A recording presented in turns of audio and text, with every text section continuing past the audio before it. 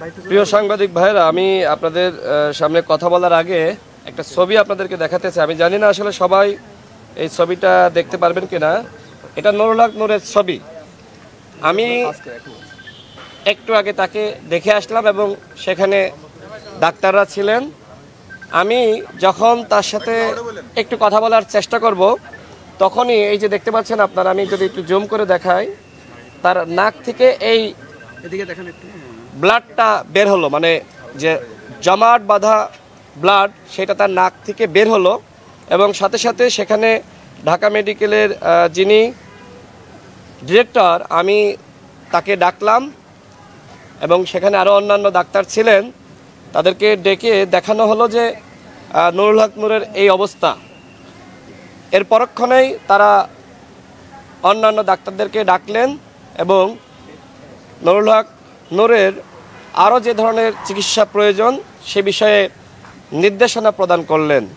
অর্থাৎ আমরা গতকাল গণমাধ্যমে লক্ষ্য করলাম, যেটি প্রচার করা হয়েছে যে এই মুহূর্তে নুরুল হক নূর পুরোপুরি সুস্থ।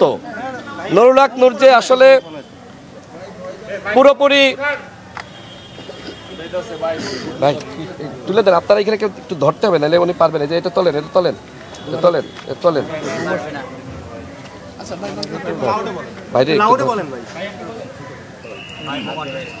গণমাধ্যমে যে খবর এসেছে নুরুল হক নূর পুরোপুরি সুস্থ, সেই খবর যে সঠিক নয় সেটা আশা করি আপনারা বুঝতে পারছেন।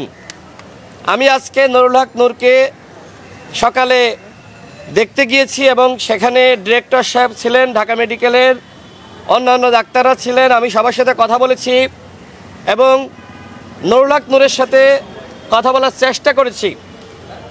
আমি যখন নুরুল হক নূরের সাথে কথা বলার চেষ্টা করছিলাম, আমি কথা বলছি এবং তিনি শুনতেছেন, সেই অবস্থায় তার নাক থেকে জমাট বাঁধা রক্ত বের হলো।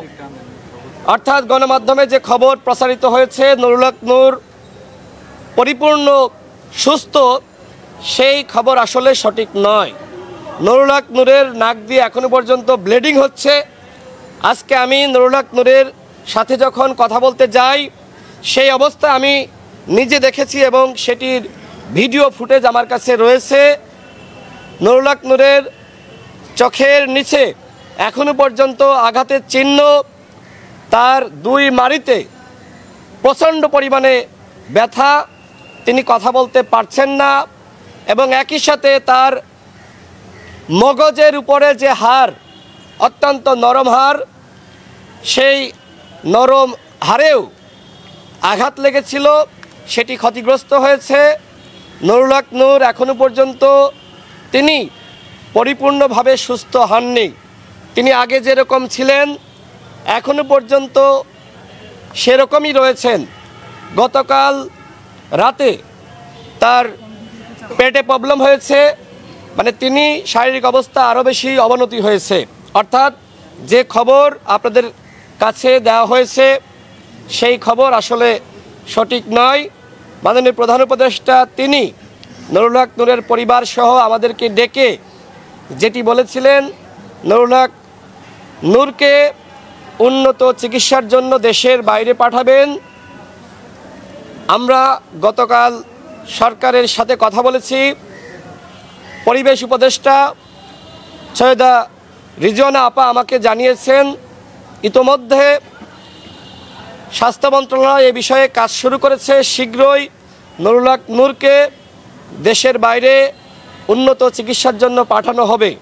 আজকে আমি নিজে নুরুল হক নূরের যে অবস্থা দেখেছি, এতে করে মনে হচ্ছে পরিকল্পিতভাবেই হত্যার উদ্দেশ্যে সেনাবাহিনীর কতিপয় সদস্য এবং পুলিশ বাহিনীর কতিপয় সদস্য পরিকল্পিতভাবে নুরুল হক নূরকে টার্গেট করে হত্যার উদ্দেশ্যেই এই ধরনের হামলা চালিয়েছে।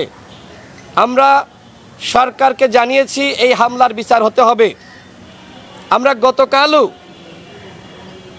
বিক্ষোভ সমাবেশের মাধ্যমে সরকারকে বলেছি, যেহেতু জাতীয় পার্টি ফ্যাসিবাদের দোসর এবং তাদেরকে কেন্দ্র করেই তাদের রাজনীতিকে আবারও পুনর্বাসিত করা নিয়ে একটি পরিকল্পনা ছিল। সেই পরিকল্পনার বিরুদ্ধে যেহেতু নুরুল হক নূর সহ আমরা কথা বলেছি, মুখোশ উন্মোচন করেছি, তাদের পরিকল্পনা ভেস্তে যাওয়ায় মূলত নুরুল হক নূর সহ আমাদের শতাধিক নেতাকর্মীর উপরে এই ধরনের আক্রমণ করা হয়েছে। আমরা মাননীয় প্রধান উপদেষ্টাকে ধন্যবাদ জানাই, মহামান্য রাষ্ট্রপতিকে ধন্যবাদ জানাই, বিএনপির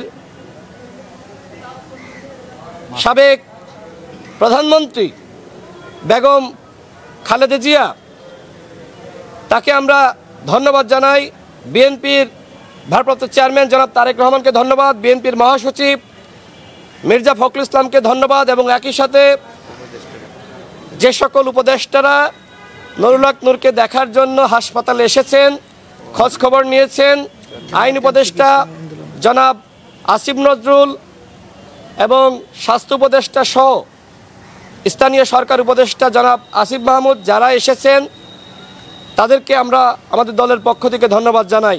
এছাড়া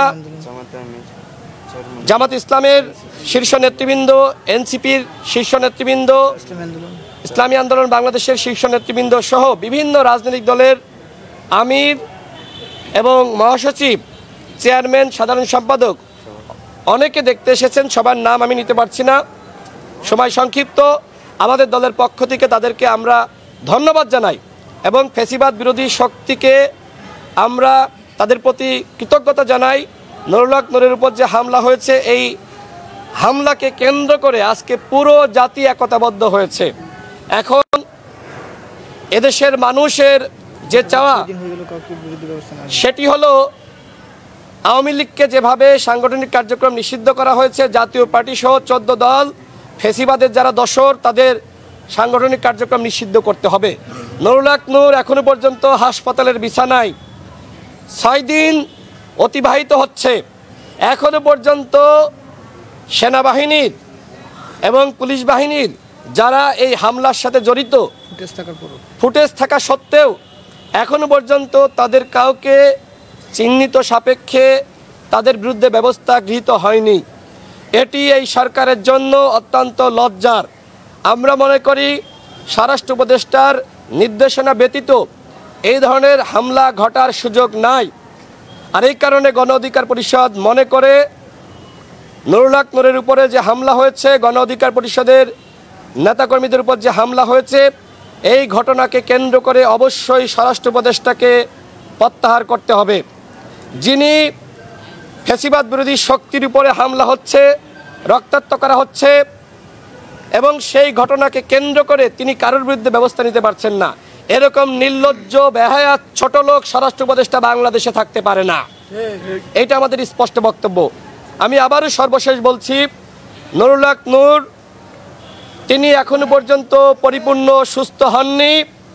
তিনি যে অবস্থায় হাসপাতালে ভর্তি হয়েছিলেন, যে সমস্যা এবং যে সংকট নিয়ে এখনো পর্যন্ত সেই সমস্যা, সেই সংকট রয়েছে, তার অবস্থা এখনো পর্যন্ত আশঙ্কাজনক এবং তার নাক দিয়ে এখনো পর্যন্ত ব্লিডিং হচ্ছে, তার কাশির সাথে ব্লিডিং হচ্ছে।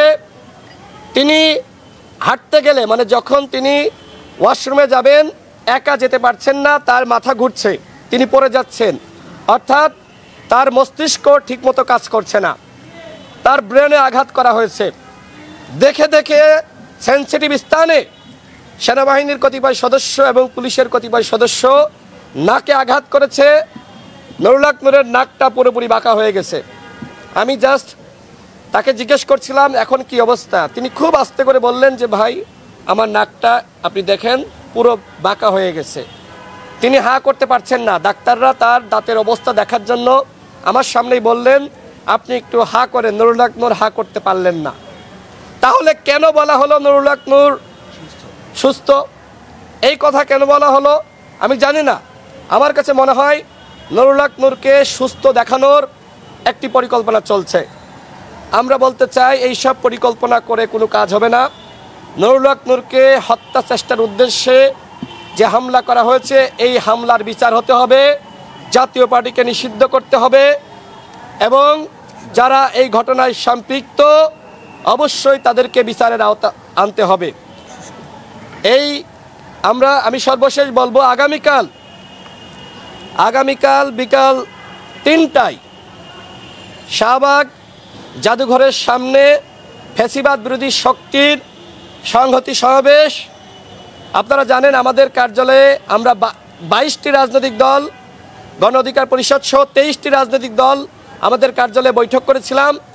সেখানে সিদ্ধান্ত হয়েছে আওয়ামী লীগ, জাতীয় পার্টি 14 দল সহ যারা ফ্যাসিস্ট তাদের বিচার এবং একই সাথে নুরুল হক নূরের উপর যে হামলা হয়েছে এই হামলায় যারা জড়িত তাদেরকে গ্রেপ্তার এবং নুরুল হক নূরকে উন্নত চিকিৎসা দেওয়ার জন্য 23টি রাজনৈতিক দল একমত হয়ে আমরা বৈঠক করেছি এবং সেই বৈঠকের অংশ হিসেবেই আগামী 5 সেপ্টেম্বর শুক্রবার বিকাল 3টায় শাহবাগ জাদুঘরের সামনে ফ্যাসিবাদ বিরোধী শক্তির সংহতি সমাবেশ। আমরা মনে করি আজকে যদি নুরুল হক নূরের উপর যে হামলা হয়েছে এই ঘটনার বিচার না হয় আগামীকাল আপনার পালা। সুতরাং এই ঘটনার বিচার হতেই হবে। সরকার শুধুমাত্র দায়সারা বক্তব্য দিয়ে শুধুমাত্র দুঃখ প্রকাশ করে পার পাবে না, অবশ্যই স্বরাষ্ট্র উপদেষ্টাকে সরিয়ে দিতে হবে, এই ঘটনার বিচার করতে হবে। আপনাদের যদি কোনো প্রশ্ন থাকে করতে পারেন, না হলে আমার কথা শেষ। আমরা যতটুকু মনে করছি আমাদেরকে যেটি বলা হয়েছে যে নুরুল হক নূরকে বিদেশে নেওয়ার জন্য তাকে একটু সুস্থ হতে হবে। এই অবস্থায় বিমানে তাকে নিলে তিনি আরও বেশি অসুস্থ হতে পারেন। সেক্ষেত্রে আমরা আশা করি যে সপ্তাহখানেকের মধ্যেই নুরুল হক নূরকে দেশের বাইরে উন্নত চিকিৎসার জন্য পাঠানো হবে। আমাদের পক্ষ থেকে আমরা যেটি জানিয়েছি যে নুরুল হক নূরের যেহেতু ব্রেনে আঘাত করা হয়েছে, মাথায় আঘাত করা হয়েছে, সেক্ষেত্রে উন্নত চিকিৎসার জন্য সিঙ্গাপুরে যাতে পাঠানো হয় সেটি আমরা সরকারকে জানিয়েছি।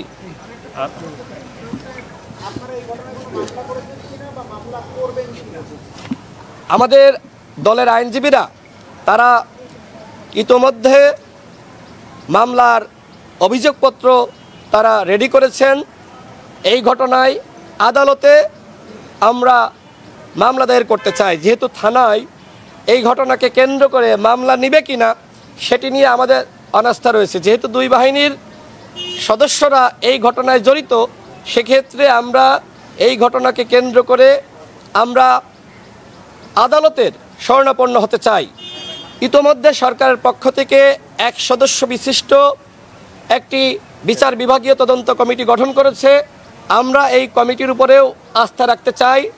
জনাব আসিফ নজরুল আমাদেরকে যেটি জানিয়েছেন যে 15 কার্যদিবসের মধ্যেই তদন্ত করে যারা এই ঘটনার সাথে জড়িত তাদের বিরুদ্ধে ব্যবস্থা নেবেন। আমাদের কাছে সিসিটিভি ফুটেজ রয়েছে, যারা ঘটনায় সম্পৃক্ত তাদের চেহারা স্পষ্ট। সুতরাং সেনাপ্রধানের উদ্দেশ্যে বলতে চাই, আপনি যদি এই ঘটনার দায় না নিতে চান তাহলে দোষীদের বিরুদ্ধে ব্যবস্থা গ্রহণ করুন। আমরা পুলিশের আইজিপির উদ্দেশ্যে বলতে চাই, আপনি যদি এই ঘটনার দায় এড়াতে চান তাহলে অবশ্যই পুলিশের যারা এই ঘটনার সাথে সম্পৃক্ত তাদের বিরুদ্ধে ব্যবস্থা নিতে হবে। সর্বশেষ বলবো, আমরা বারবার বলছি আমরা দেশে শান্তি চাই। আমরা চাই এই দেশকে মাননীয় প্রধান উপদেষ্টা এগিয়ে নিয়ে যাক, কিন্তু এই ঘটনার অবশ্যই প্রতিকার হতে হবে। আমরা বারবার বলছি এই ঘটনাকে কেন্দ্র করে আমরা কোনোভাবেই পুরো সেনাবাহিনী এবং পুরো পুলিশ বাহিনীকে দোষারোপ করছি না। সেনাবাহিনী এবং পুলিশের মধ্যে অনেকে আমাদেরকে ভালোবাসে, অনেকে আমাদের সাথে যোগাযোগ করেছে, তারা বলেছে আমরা মর্মাহত, আমরা স্তব্ধ হয়ে গিয়েছি যে নুরুল হক নূর সবসময় গণতান্ত্রিক আন্দোলনে মার খেয়েছে, সবসময় জনগণের পক্ষে ছিল। সেই নুরুল হক নূরের উপরে কেন সেনাবাহিনীর কতিপয় সদস্য, পুলিশের কতিপয় সদস্য এইভাবে আক্রমণ করলো, এই প্রশ্ন কিন্তু সেনাবাহিনীর এবং পুলিশ বাহিনীর অনেক সদস্যের, তারা আমাদেরকে ফোন করে আমাদের সাথে যোগাযোগ করে তারা কিন্তু সহমর্মিতা প্রকাশ করেছে। সুতরাং দুটো বাহিনীকে আমরা পুরোপুরি দায়ী করছি না। যারা এই ঘটনার সাথে সম্পৃক্ত আমরা শুধুমাত্র তাদের বিচার দাবি করছি।